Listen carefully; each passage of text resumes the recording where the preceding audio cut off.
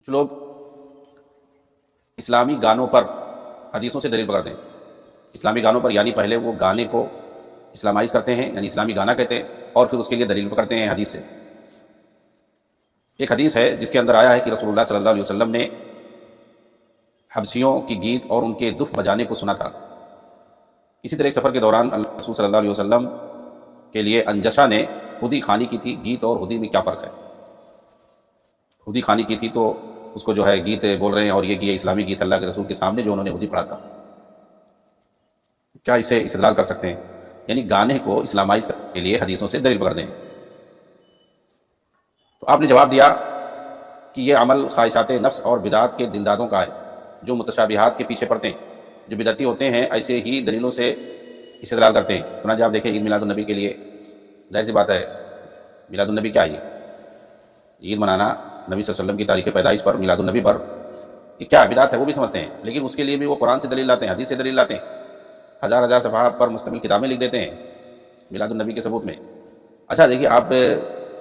دیکھیں کیسے لوگوں کو بیوقوف بناتے ہیں، متشابہات سے دلیل پکڑتے ہیں۔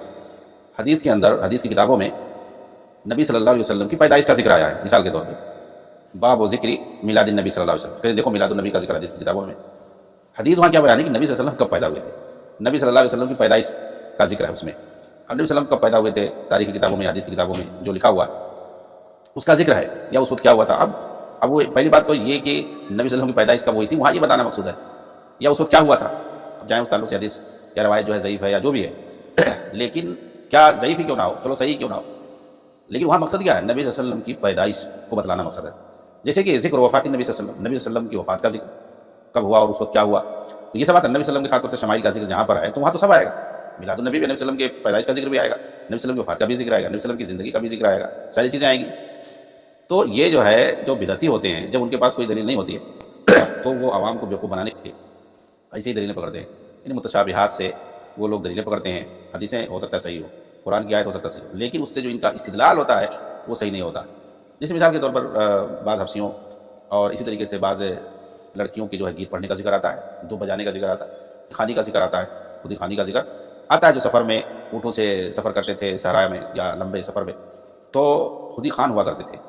اور وہ لوگ جو ہے آگے چلتے تھے شعر پڑھتے ہوئے، تو ایک لئے میں پڑھتے ہوئے چلتے تھے، اونٹ جو ہے سنتے تھے، اور پھر اس کے بعد جو ہے وہ اپنا آرام سے چلتے رہتے تھے پیچھے پیچھے، تو اس کا ایک مقصد ہوتا تھا۔ لیکن بہرحال جو ہے ایسی چیزوں سے، ایسی روایتوں سے دلیل پکڑتے ہیں اسلامک سانگس کے لیے۔ ہاں، اب وہ کیسے بھی ہو، میوزک کے ساتھ ہو، اور اس کے کانٹینٹس کیسے بھی ہوں، ہاں، لیکن جو ہے اس کے لیے کیا ہے، ایسا کیا گیا نبی کے زمانے میں۔ تو وہی کہہ رہے ہیں کہ یہ ایک طرح سے بدعتی پہلے کیا کرتے ہیں،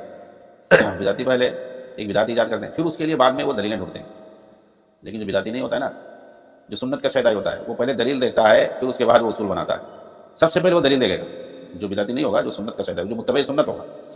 وہ سب سے پہلے دلیل دیکھے گا قرآن حدیث سے،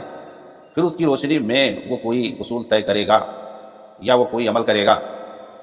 اور جو بدعتی ہوگا پہلے وہ بدعت ایجاد کرے گا، پہلے وہ عمل کرے گا لوگوں کو خوش کرنے کے لیے، لوگوں کو بیوقوف بنانے کے لیے، پھر اس کے بعد وہ جائے گا ادھر ادھر سے دلیل دیکھنے کے لیے۔ دیکھو، ہو سکتا ہے کوئی ضعیف روایت مل جائے، ہو سکتا ہے کوئی دلیل مل جائے، اسے استدلال کر سکتے ہیں ادھر ادھر کھینچ تان کر کے،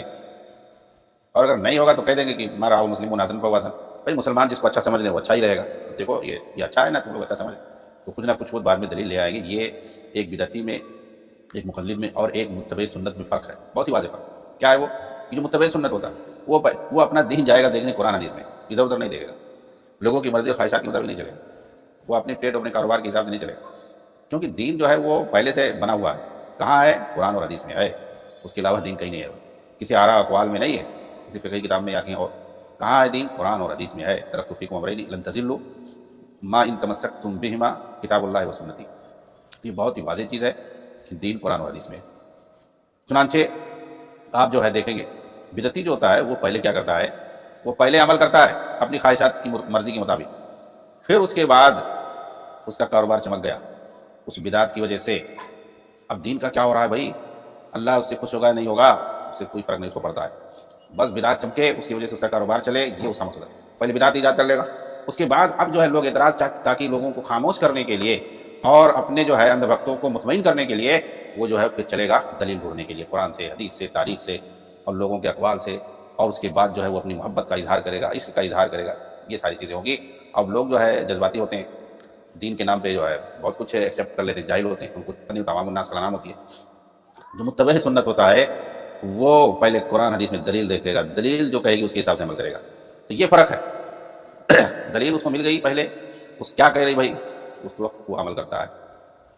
تو شیخ بتا رہے ہیں کہ جو نفس پرست بدعتی ہوتے ہیں وہ متشابہات کے پیچھے پڑتے ہیں، متشابہات کے پیچھے پڑتے ہیں، ان کے پاس کوئی صحیح دلیل ہوتی نہیں ہے۔ اور یہ چیز اللہ تعالیٰ نے خود ان کے بارے میں فرمایا کہ یہ متشابہات کے پیچھے پڑتے ہیں جن کے دلوں کے اندر کجی ہوتی ہے، یعنی اخلاص نہیں ہوتا ہے ان کو، جو ہے دین پر عمل کرنا اصل مقصد نہیں ہوتا ہے۔ نہیں، دین پر جس کو اصل مقصد ہوتا ہے عمل کرنا، وہ تو صریح جو ہے دلیلوں کو پہلے دیکھتے ہیں، متشابہات کے پیچھے نہیں پڑتے۔ تو جو بدعتی ہوتے ہیں وہ متشابہات کے پیچھے پڑتے ہیں، اور کہہ رہے ہیں کہ یہ صوفیوں کا بھی طریقہ ہے، ان کے ہر ذکر کی کوئی نہ کوئی اصل ہوتی ہے، مگر تطبیق میں یہ رسول اللہ صلی اللہ علیہ وسلم کی مخالفت کرتے ہیں۔ مثلا رسول اللہ صلی اللہ علیہ وسلم نے نمازوں کے بعد ذکر اور تسبیح پر ابھارا ہے، اسی طرح درود پر ابھارا ہے، قرآن نے بھی ذکر پر ابھارا ہے، مگر انہوں نے اپنی طرف سے مختلف من گھڑت اذکار وظائف ایجاد کر لیے ہیں جو بدعت ہے، سنت کے مخالف، گرچہ ان کی حقیقت ہے، اور یہ کہ اللہ کے رسول صلی اللہ علیہ وسلم نے اذکار پر ابھارا، یعنی مطلب حقیقت ہے، یعنی ظاہر سی بات ہے وہ بھی ذکر کر رہے ہیں، ذکر کی تو ایک حقیقت ہے، اللہ تعالیٰ نے بھی ذکر پر ابھارا ہے اور حدیث نے کے اندر بھی ذکر پر ابھارا گیا، تو یہ حقیقت ہے، لیکن کیسا ہونا، کیا ہونا، کون سا ذکر ہونا، یہ ساری چیزیں جو ہیں یہ لوگ خود گڑھتے ہیں اور اپنی طرف سے گڑھ کر کے لوگ پیش کرتے ہیں بہت ساری چیزوں کو۔ تو وہی کہا، تو مخالفت جو ہے بہت ساری چیزوں میں ہوتی ہے، ایسا نہیں ہے کہ پورے طور پر بدعت کا ایجاد کر لیا ہو، ایسا بھی ہوتا ہے کہ اس بدعت کی اصل ہو، اس کے اندر اس نے کچھ چینج کر دیا ہو، اس کا اسٹائل، اس کا طریقہ چینج کر دیا، وہ بھی بدعت ہے۔